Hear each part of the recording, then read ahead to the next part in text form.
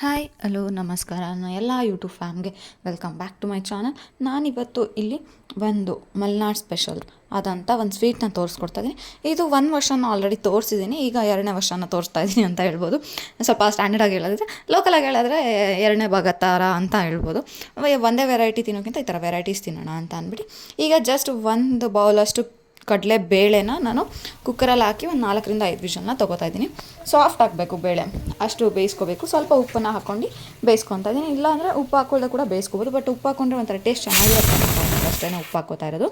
ಈಗ 3-4 ವಿಷಲ್ ತೊಗೊತಾ ಇದ್ದೀನಿ.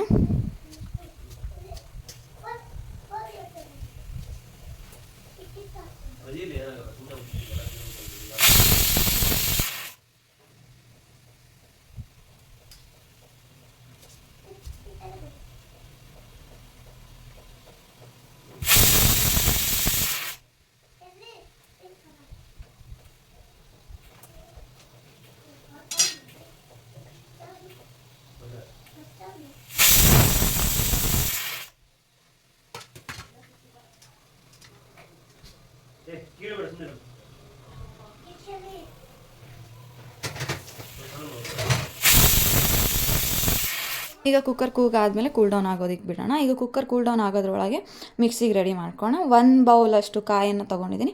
ಹಾಗೆ ಒಂದು 10-15 ನಿಮಿಷ ನೆನೆಸಿರುವಂಥ 1-2 ಟೇಬಲ್ ಸ್ಪೂನ್ ಅಕ್ಕಿನ ತೊಗೊಂಡಿದ್ದೀನಿ. ಹಾಗೆ 1-2 ಏಲಕ್ಕಿನ ತೊಗೊಂಡು ಇದನ್ನು ನಾನು ತರ್ತರಿಯಾಗಿ ಇಟ್ಕೊತೀನಿ. ಫೈನ್ ಪೇಸ್ಟ್ ಆಗಬಾರ್ದು, ತರ್ತರಿಯಾಗಿರ್ಬೇಕು.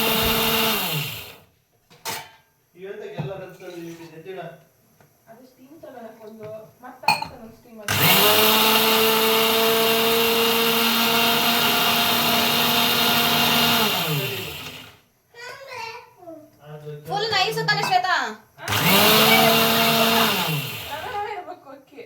ಈಗ ತರ್ತರಿಯಾಗಿ ರುಬ್ಕೊಂಡಿದ್ದೀನಿ.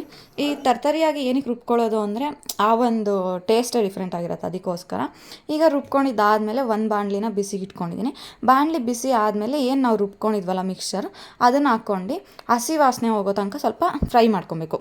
ಯಾವುದೇ ರೀತಿ ನೀರನ್ನೆಲ್ಲ ಆ್ಯಡ್ ಮಾಡ್ಕೊಬಾರ್ದು. ಒಂದು 10-15 ಮಿನಿಟ್ಸ್ ಹಾಗೆ ಫ್ರೈ ಮಾಡ್ಕೊಬೇಕು. ನಾವೇನು ಹಾಕಿದ್ದೀವಲ್ವ ರುಬ್ಬಿರೋದು, ಅದನ್ನು ಹಾಕಿ ನೀಟಾಗಿ ಫ್ರೈ ಮಾಡ್ಕೊಬೇಕು 10-15 ನಿಮಿಷ. ಈಗ ಇದು ಫ್ರೈ ಆಗ್ತಿದೆ ಅನ್ನುವಾಗ ನೋಡ್ಕೊಂಡು ನೀರನ್ನು ಆ್ಯಡ್ ಮಾಡ್ಕೊಬೇಕು. 1 ಲೋಟ ನೀರನ್ನು ಆ್ಯಡ್ ಮಾಡ್ಕೊತಾ ಇದ್ದೀನಿ, ಯಾಕೆಂದರೆ ಅಕ್ಕಿ ಬೇಯಬೇಕಲ್ಲ. ಹಾಗಾಗಿ ಅಕ್ಕಿ ಆಲ್ಮೋಸ್ಟ್ ರವೆ ಥರ ರುಬ್ಕೊಂಡಿರ್ತೀವಲ್ವ ತರ್ತರಿಯಾಗಿ, ಹಾಗಾಗಿ ಅಕ್ಕಿ ಬೇಯಬೇಕಲ್ವ ಸ್ವಲ್ಪ. ಅದಕ್ಕೋಸ್ಕರ ಎಷ್ಟು ನೀರು ಬೇಕೋ ಅಷ್ಟನ್ನು ಆ್ಯಡ್ ಮಾಡ್ಕೊಂಡು ಹೀಗೆ ಕೈ ಆಡಿಸ್ತಿರ್ಬೇಕು, ಒತ್ತೋಗೋ ಚಾನ್ಸಸ್ ಇರುತ್ತೆ. ಹಾಗಾಗಿ ಇದು ಫ್ಲೇವರ್ ಆಗಲೇ ಡಿಫ್ರೆಂಟಾಗಿ ಬರ್ತಿರುತ್ತೆ, ಯಾಕೆಂದರೆ ಏಲಕ್ಕಿ ಮತ್ತು ಕಾಯಿ ಹಾಕಿರ್ತೀವಲ್ಲ. ಹಾಗಾಗಿ ಈಗ ಇದು ಒಂದು ಏನು ಹೇಳ್ತಾರೆ ನಿಮಗೆ ಗೊತ್ತಾಗತ್ತೆ, ಮೀನ್ಸ್ ಇವಾಗ ಫ್ರೈ ಆಗ್ತಾ ಸ್ಮೆಲ್ ಚೇಂಜ್ ಆಗುತ್ತಲ್ವ. ಹಾಗಾಗಿ ಈಗ ಫ್ರೈ ಆಗ್ತಾ ಇದೆ ಇದನ್ನು ಒಂದು 10-15 ನಿಮಿಷ ನೀಟಾಗಿ ಲೋ ಫ್ಲೇಮಲ್ಲಿ ಮಾಡಿ, ಹೈ ಫ್ಲೇಮಲ್ಲಿ ಮಾಡೋಕ್ಕೆ ಹೋಗ್ಬೇಡಿ, ಯಾಕೆಂದರೆ ಒತ್ತೋಗೋ ಚಾನ್ಸಸ್ ಇರುತ್ತೆ. ಅದಕ್ಕೋಸ್ಕರ ಈಗ ನೀವು ನೋಡ್ತಾ ಇರ್ಬೋದು ಅದ ಹೆಂಗಾಗಿದೆ ಅಂತ. ಸ್ವಲ್ಪ ತೆಳ್ಳಗಿತ್ತು ಕನ್ಸಿಸ್ಟೆನ್ಸಿ. ಅಕ್ಕಿ ಬೆಂದ ಮೇಲೆ ನಿಮಗೆ ಕನ್ಸಿಸ್ಟೆನ್ಸಿ ಸ್ವಲ್ಪ ದಪ್ಪ ಅನಿಸುತ್ತೆ. ಈಗ ಇದಕ್ಕೆ ನಾನು ಬೆಲ್ಲ ಮತ್ತು ಸಕ್ಕರೆ, ಅಂದರೆ ನಿಮ್ಮ ಚಾಯ್ಸ್, ಬೆಲ್ಲ ಬೇಕಾದ್ರೆ ಹಾಕೋಬೋದು, ಸಕ್ಕರೆ ಬೇಕಾದ್ರೆ ಹಾಕೋಬೋದು, ನಿಮಗೆ ಯಾವ್ದು ಕಂಫರ್ಟೇಬಲ್ ಇರುತ್ತೋ ಅದು. ನಾವು ಊರಿಂದ ಜೋನಿ ಬೆಲ್ಲ ತರ್ತೀವಲ್ವ, ಆ ಬೆಲ್ಲನ ಒಂದು 3-4 ಟೇಬಲ್ ಸ್ಪೂನ್ ಹಾಕ್ಕೊಂಡಿದ್ದೀನಿ ಫಸ್ಟಿಗೆ. ಆಮೇಲೆ ನೋಡ್ಕೊಂಡು ಬೇಕಾದ್ರೆ ಮತ್ತೆ ಹಾಕ್ಕೋಬೋದು.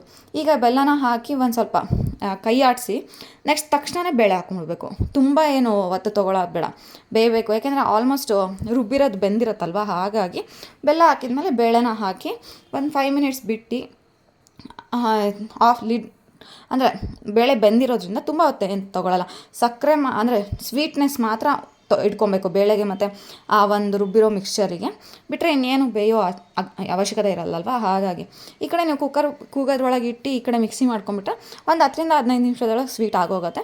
ಇದಕ್ಕೆ ಒಂದು ತುಪ್ಪದ ಒಗ್ಗರಣೆ, ಮೀನ್ಸ್ ದ್ರಾಕ್ಷಿ, ಗೋಡಂಬಿ, ಬಾದಾಮಿ ಎಲ್ಲ ಹಾಕಿ ಒಗ್ಗರಣೆ ಕೊಟ್ಕೊಂಡ್ಬಿಟ್ರೆ ಒಂದು ಈಸಿ ಮಲೆನಾಡು ಸ್ಪೆಷಲ್ ಬೇಳೆ ಪಾಯಸ ರೆಡಿಯಾಗಿ ಹೋಗುತ್ತೆ. ಇದು ನಮಗೆ ಮಲೆನಾಡಲ್ಲಿ ಆಲ್ಮೋಸ್ಟ್ ಎಲ್ಲರ ಮನೇಲಿ ಹಬ್ಬದ ಟೈಮಲ್ಲಿ ಇದ್ದೇ ಇರುತ್ತೆ ಅಂತ ಹೇಳ್ಬೋದು. ಡಿಫ್ರೆಂಟ್ ಆಗಿರುತ್ತಲ್ಲ. ಹಾಗಾಗಿ ಮುಂಚೆ ಒಂದು ವರ್ಷನ ತೋರಿಸಿದೆ, ಇದು ಒಂದು ವರ್ಷನೂ ಟ್ರೈ ಮಾಡಿ ಟೇಸ್ಟ್ ಹೇಗಿತ್ತು ಅಂತ ಹೇಳಿ. ಇವಾಗ ಇದು ರೆಡಿ ಆಗಿದೆ, ತಿನ್ನೋದಷ್ಟೇ ಬಾಕಿ. ಬೇಕಂದರೆ ಇನ್ನೂ ತೆಳ್ಳ ಕೂಡ ಮಾಡ್ಕೊಬೋದು, ಇನ್ನೂ ಗಟ್ಟಿ ಕೂಡ ಮಾಡ್ಕೊಬೋದು. ಪಾಯಸ ಈ ಹದದಲ್ಲಿದ್ದರೆ ಚೆನ್ನಾಗಿರುತ್ತಲ್ವ. ಹಾಗಾಗಿ ನಾವು ಈ ಹದಕ್ಕೆ ಮಾಡ್ಕೊಂಡಿದ್ವಿ. ನಿಮಗೆ ಯಾವ ಥರ ಕನ್ಸಿಸ್ಟೆನ್ಸಿ ಬೇಕೋ ಆ ಥರ ಕನ್ಸಿಸ್ಟೆನ್ಸಿಲಿ ಮಾಡ್ಕೋಬೋದು. ಇದು ಒಂದು ಸ್ವೀಟ್ ರೆಸಿಪಿ ಆಗಿತ್ತು. ಹೀಗೆ ಮುಂದೆ ಕೂಡ ಒಳ್ಳೆಯ ರೆಸಿಪಿನ ಅಪ್ಲೋಡ್ ಮಾಡ್ತೀನಿ. ಶಾರ್ಟ್ಸಲ್ಲಿ ಹೋಮ್ ರೆಮಿಡೀಸ್ನ ಅಪ್ಲೋಡ್ ಮಾಡ್ತಾಯಿದ್ದೀನಿ, ನೋಡ್ತಾ ಇರಿ. ನನ್ನ ಚಾನಲ್ನ ಸಪೋರ್ಟ್ ಮಾಡಿ, ಸಬ್ಸ್ಕ್ರೈಬ್ ಮಾಡಿ, ಹೀಗೆ ವೀಡಿಯೋಸ್ನ ನೋಡ್ತಾ ಇರಿ. Thank you.